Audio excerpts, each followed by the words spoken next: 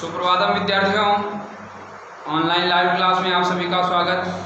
आज 10 अक्टूबर 2020, कक्षा 10वीं, विषय संस्कृतम, अध्ययन बिंदु 9वां पाठ है भारत वैभव, भारत का वैभव। इस पाठ के माध्यम से हम भारत देश की विशेषता के बारे में जो है उसके वैभव, उसकी संपन्नता, भारत देश की संपन्नता, इसके बारे में जो है पढ़ रहे हैं। तो इसमें अपन ने पहला जो श्लोक था, वंदे नितराम भारत वसुधाम दिव्य हिमालय गंगा यमुना सरयू कृष्णा शोभित सरसाम वंदे नितराम भारत वसुधाम। इस श्लोक का अपन ने अध्ययन कर लिया था ना। आज अपने दूसरे श्लोक के बारे में अध्ययन करेंगे। दूसरा श्लोक है मुनिजन देवीर निशम पूज्याम, मुनिजन देवीर निशम पूज्याम जलधि तरंगैः रंचित सीमा भगवल लीला धाम मयिताम नाना तीर्थैः अभिरमणीयाम। ठीक है, तो मुनिजन देवीर निशम पूज्याम जलधि तरंगैः रंचित सीमा भगवल लीला धाम मयिताम नाना तीर्थैः अभिरमणीयाम वंदे नितराम भारत वसुधाम, वंदे नितराम भारत वसुधाम। इसमें इस श्लोक में देखो, सबसे पहले देखेंगे अपना पदच्छेद होगा, तो पदच्छेद देखेंगे पहले। तो इसमें पदच्छेद है, देखो एक तो ये शुरुआत में है मुनिजन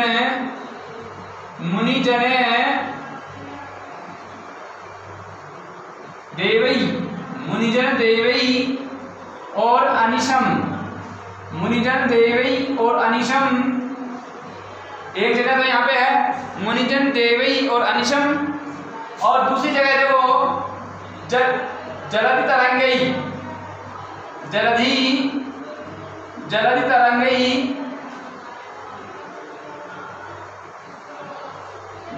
तरंगैः प्लस अंचित सीमा, जलधि तरंगैः अंचित सीमा। और फिर तीसरा है भगवत लीला का जाएगा, भगवत लीला। और चौथा पद है तीर्थैः,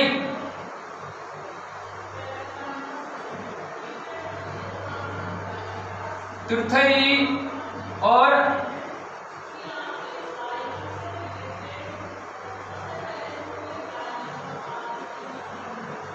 तीर्थैः और अभिरमणीयाम। देखो मुनिजन देवई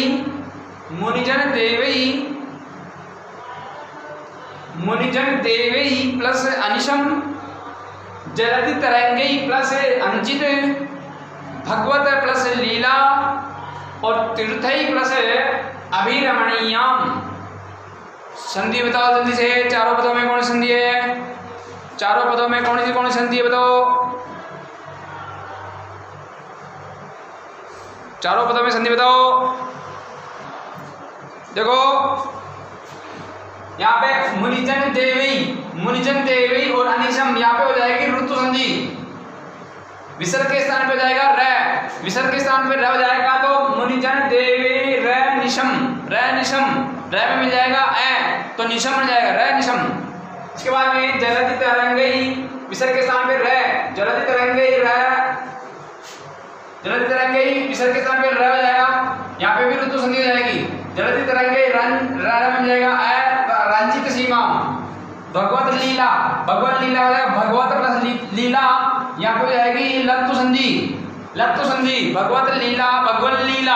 तय के बाद में यदि लय आता है, तो तय को भी लय हो जाता है, ये लत्तु संधि में है। इसके बाद में तीर्थैः और अभिरमणीयाम, तीर्थैः विसर्ग हो गया, तीर्थैः के बाद में विसर्ग है, विसर्ग हो जाएगा र, ऋतु संधि हो जाएगी यहाँ पे, तो बन जाएगी तीर्थैः र मिल जाएगा तीर्थैः अभिरमणीयाम। तो तीनों जगह यहाँ पे मुनिजन देवी प्लस अनिशम, जलधि तरंगैः प्लस अंचित और तीर्थैः प्लस अभिरमणीयाम, यहाँ पे तीनों जगह है ऋतु संधि है, और भगवत प्लस लीला, भगवत लीला में लत्व संधि है, और तीनों जगह ऋतु संधि है।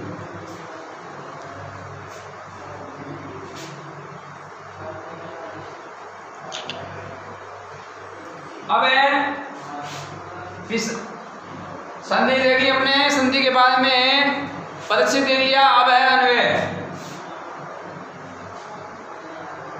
अन्वय में देखो, अन्वय में मुनिजन देवई अनिशम पूज्याम, मुनिजन देवई अनिशम पूज्याम जलधि तरंगई कंचित सीमा, मुनिजन देवई अनिशम पूज्याम जलधि तरंगई अंचित सीमा, भगवन लीला धाममयीम, भगवन लीला धाममयीम, ताम बाद में आएगा, ताम जो है ना, भगवन लीला धाममयीम नाना तीर्थैरविरमणीयां ताम, नाना तीर्थैरविरमणीयां ताम भारत भूमिम अहम वंदे, ताम भारत भूमिम अहम वंदे, भारत भूमिम अहम वंदे, ये तो अपन जोड़ रहे हैं अर्थ को पूरा करने के लिए, श्लोक में नहीं है, श्लोक में नहीं है।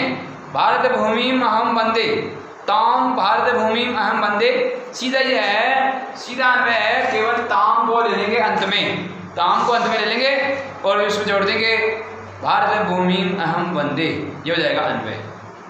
आगे क्या समझ में? अब अन्वय के बाद में देखो प्रसंग है। प्रसंग में प्रस्तुत श्लोक, प्रस्तुत पद्यांश, प्रस्तुत पद्यांश या प्रस्तुत श्लोक। तो प्रस्तुत श्लोक हमारी संस्कृत की पाठ्य पुस्तक स्पंदना के भारत विभव नामक शीर्षक पाठ से लिया गया है। प्रस्तुत है पद्यांश, प्रस्तुत है श्लोक हमारी संस्कृत की पाठ्य पुस्तक स्पंदना के भारत विभव नामक शीर्षक पाठ से लिया गया है। इस पाठ के लेखक निम्बारकाचार्य पीठाधीश्वर है श्री राधा सर्वेश्वर शरण देवाचार्य श्री जी महाराज हैं।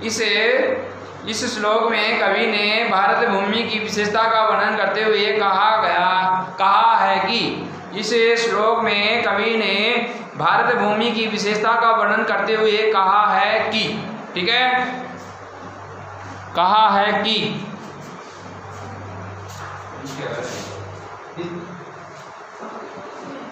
तो बोला ये पागल नहीं गया। भारत भूमि की विशेषता का वर्णन करते हुए कहा गया है कि, यहां से अब आगे देखो, अब आ जाएगा हिंदी अनुवाद। कहा गया है, क्या कहा गया है देखो, हिंदी अनुवाद देखो,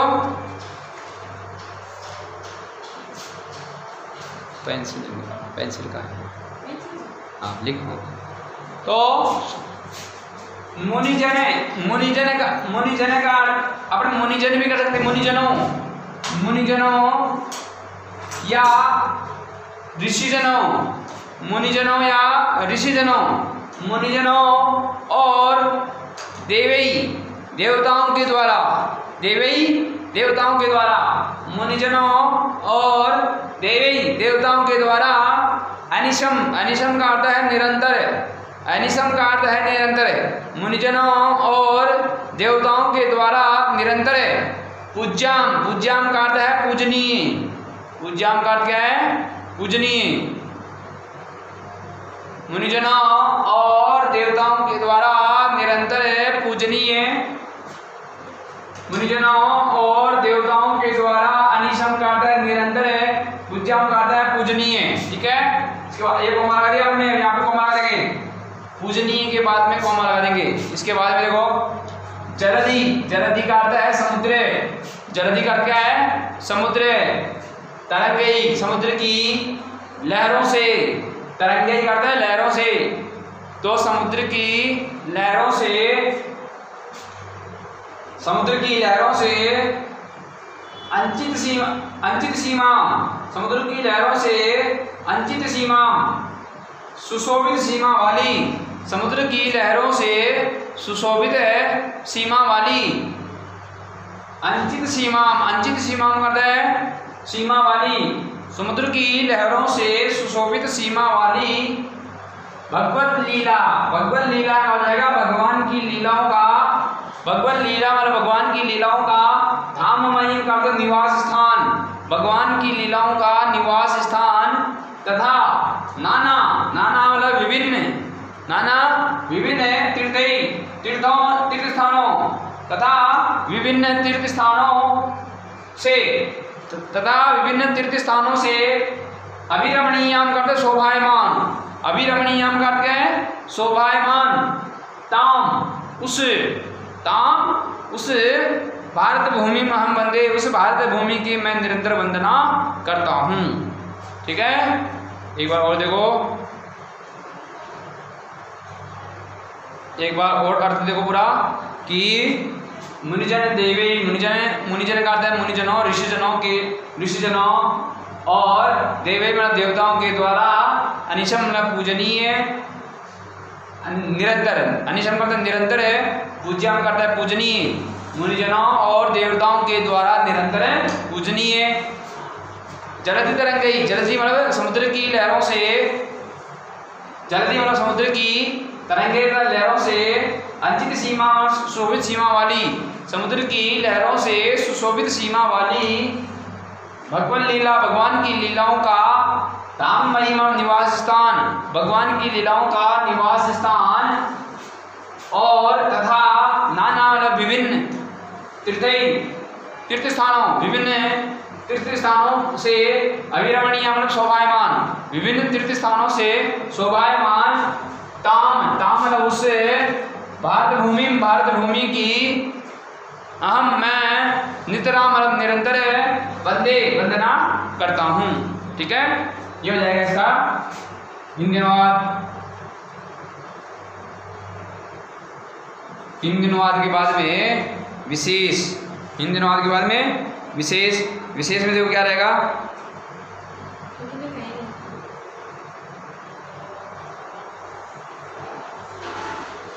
यह है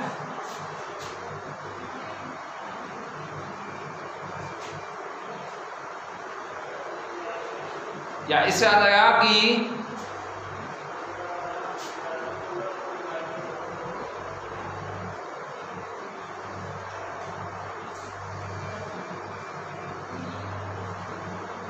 यह भारत देश, यह भारत देश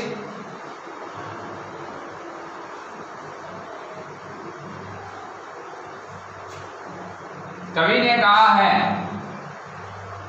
कवि ने कहा है, कवि ने कहा है कि, कवि ने कहा है कि यह भारत देश, कवि ने कहा है कि यह भारत देश, कवि ने कहा है कि यह भारत देश सभी के द्वारा, कवि ने कहा है कि यह भारत देश सभी के द्वारा, सभी के द्वारा पूजनीय, सभी के द्वारा पूजनीय, सबसे पवित्र, सभी के द्वारा पूजनीय, सबसे पवित्र और भगवान, भगवान की लीलाओं का, भगवान की, भगवान की लीलाओं का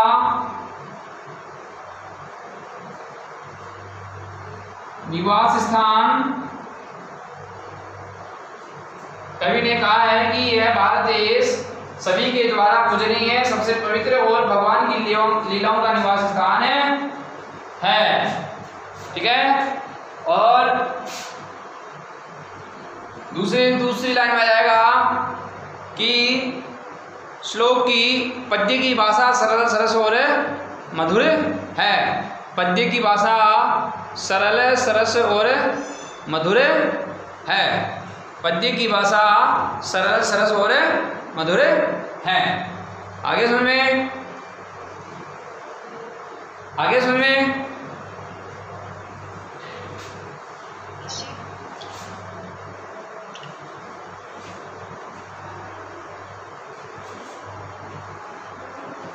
अब देखो दूसरे के बाद में अब तीसरा श्लोक, तीसरा है अध्यात्म धरित्रीम गौरव पूर्णम।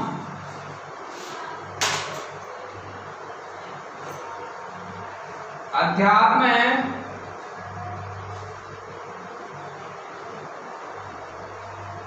अध्यात्म धरित्रीम गौरव पूर्णम। अध्यात्म धरित्रीम गौरव पूर्णम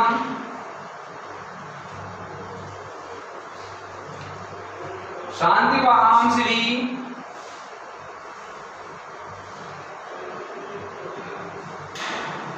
शांति वहां श्री वरदाम सुखदाम।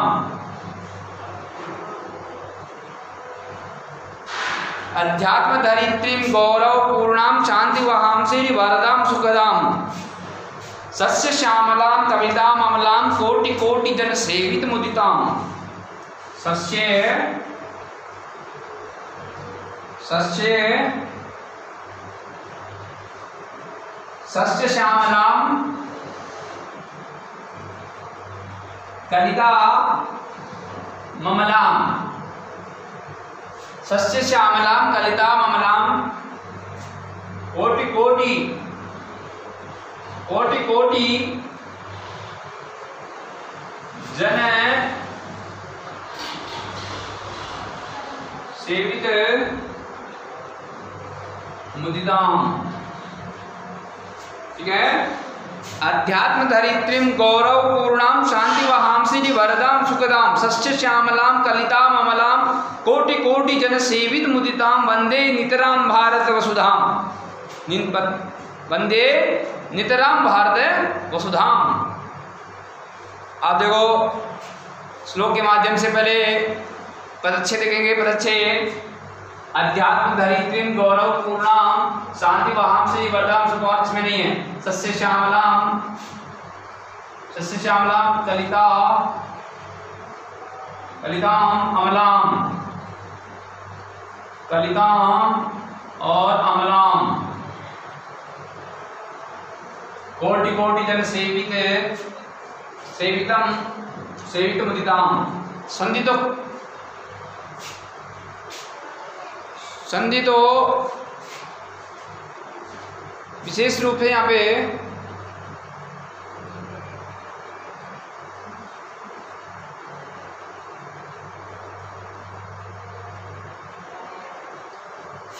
एक जगह देखो कलिताम और अमलाम, कलिताम और अमलाम यहाँ पे भी संधि तो है नहीं। वैसे इसमें मैं हलंत जो है उसमें अ मिल जाएगा तो कलिताम अमलाम, और अलग कर देंगे तो कलिताम अमलाम।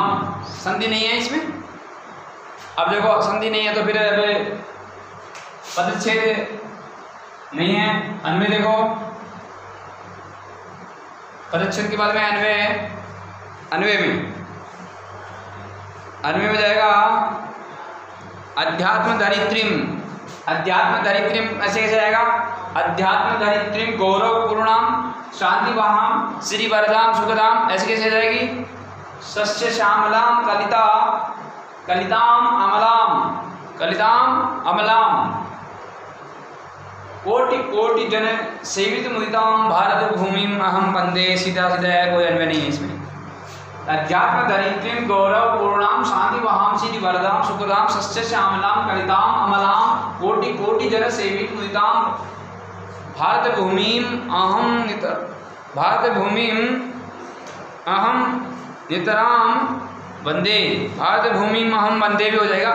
भारत भूमिम अहम वंदे, ये तो अपने को जोड़ेंगे अर्थ पूरा करने के लिए। बाकी अन्वय कुछ नहीं है, इसलिए आखिर नहीं है, इसको अलग अलग कर दो बस। अब प्रश्न आ जाएगा।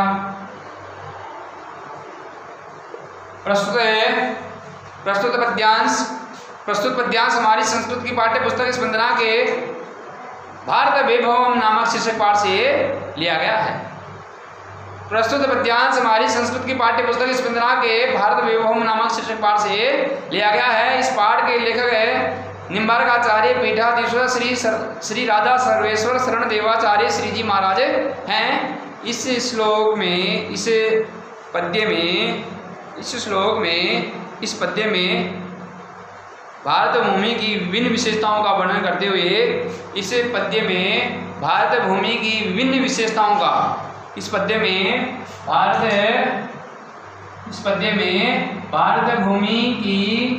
भारत भूमि की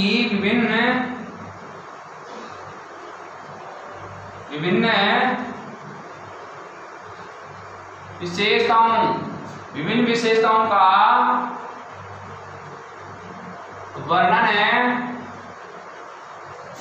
करते हुए कहा गया है कि इस पद्य में भारत भूमि की विशेषताओं का वर्णन करते हुए कहा गया है कि क्या कहा गया है, ये हिंदी अनुवाद में आएगा। देखो हिंदी अनुवाद, ठीक है, कहा गया है कि, ठीक है, ये आ जाएगा प्रसंग में। अब देखो हिंदी अनुवाद कि अध्यात्म धरित्रीम का अर्थ है अध्यात्म की भूमि, अध्यात्म की धरित्रीम का अर्थ है भूमि, धरती, अध्यात्म की धरती, अध्यात्म की भूमि, ठीक है, अध्ययन करने की भूमि, जहाँ बहुत ज़्यादा अध्ययन किया जाता है, तो अध्यात्म की भूमि, अध्यात्म की धरती, गौरवपूर्ण मतलब गौरवपूर्ण, अध्यात्म की धरती गौरवपूर्ण, शांति वहां का अर्थ है शांति प्रदान करने वाली, शांति प्रदान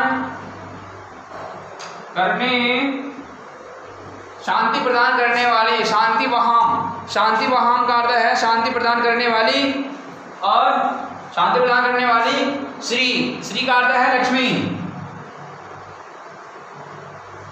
श्री का अर्थ है शांति वहां का अर्थ है शांति प्रदान करने वाली, और श्री का अर्थ है लक्ष्मी, लक्ष्मी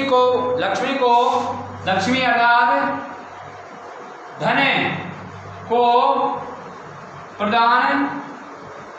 धन को प्रदान करने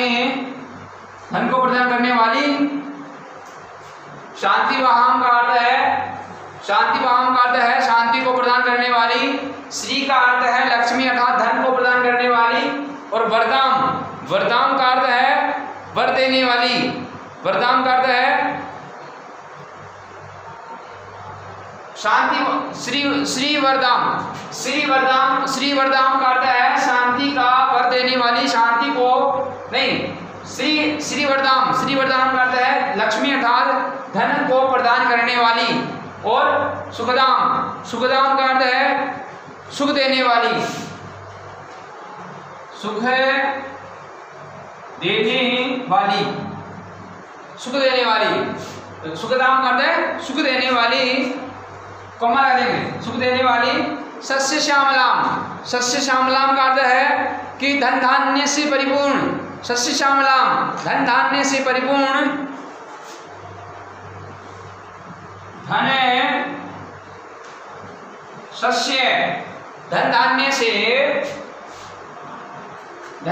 सस्य श्यामलाम धन धान्य से परिपूर्ण, संपन्न, धन धान्य से परिपूर्ण या धन धान्य से अनाज से संपन्न, धन धान्य से संपन्न, परिपूर्ण, कलिदाम का अर्थ है सुंदर, कलिदाम का अर्थ है सुंदर, अमलाम का अर्थ है पवित्र, निर्मल, अमलाम का अर्थ है निर्मल, कलिदाम का अर्थ है सुंदर, अमलाम का अर्थ है निर्मल, ठीक है, निर्मल है। और कलिदाम का अर्थ है सुंदर और अमलाम का अर्थ है निर्मल। और कोटि कोटि, कोटि कोटि का अर्थ है करोड़ों करोड़ों, करोड़ों करोड़ों, करोड़ों करोड़ों करोड़ों,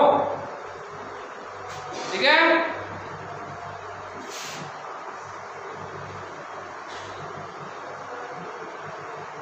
करोड़ों करोड़ों लोगों द्वारा, कोटि कोटि जन, कोटि कोटि जन का अर्थ है करोड़ों करोड़ों लोगों द्वारा, ठीक है। करोड़ों करोड़ों लोगों से सेवित मुदिताम, सेवित मुदिताम का अर्थ है प्रसन्नता पूर्वक सेवित, करोड़ों करोड़ों लोगों से प्रसन्नता पूर्वक सेवित भारत भूमि की मैं निरंतर वंदना करता हूँ, भारत भूमि की मैं निरंतर वंदना करता हूँ, ठीक है। एक बार और देखो, अध्यात्म की धरती, अध्यात्म की भूमि, गौरवपूर्णाम मतलब गौरवपूर्ण, शांति वहां का अर्थ शांति प्रदान करने वाली, श्री वरदाम का अर्थ है लक्ष्मी अर्थात धन प्रदान करने वाली, सुखदाम का अर्थ है सुख देने वाली, सस्य श्यामलाम का अर्थ धन धान्य से परिपूर्ण, कलिताम का अर्थ है सुंदर है, अमलाम का अर्थ है निर्मल है। और कोटि कोटि मतलब करोड़ों करोड़ों लोगों से, करोड़ों करोड़ों लोगों से सेवित मुदिताम प्रसन्नता पूर्वक, करोड़ों करोड़ों लोगों से प्रसन्नता पूर्वक है भारत भूमि की मैं निरंतर वंदना करता हूं। आगे समझ में, ठीक है, मैं निरंतर वंदना करता हूं, ठीक है। ये हो जाएगा इसका धन्यवाद विशेष।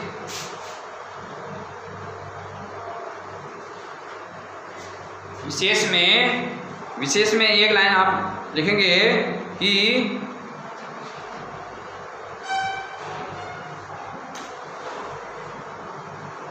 कवि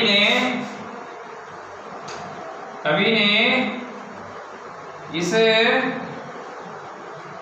भारत भूमि को, कवि ने इस भारत भूमि को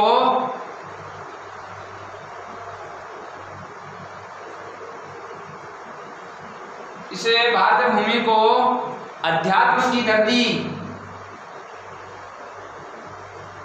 अध्यात्म की धरती, अध्यात्म की धरती और अध्यात्म की धरती और सभी